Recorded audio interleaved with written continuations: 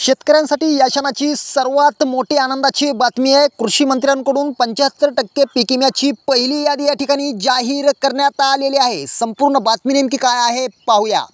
पीक विमा 75% पहिली यादी आत्ताच या ठिकाणी जाहीर केलेली आहे। मित्रांनो, ज्या क्षणाची आपण वाट पाहत होतो तो क्षण या ठिकाणी आलेला आहे। 75% पीक विम्याची पहिली यादी खालीलप्रमाणे। पहिला जिल्हा बीड, 75% पीक विम्याची रक्कम वर्ग। दुसरा जिल्हा आहे यवतमाळ, 75% पीक विम्याची रक्कम वर्ग।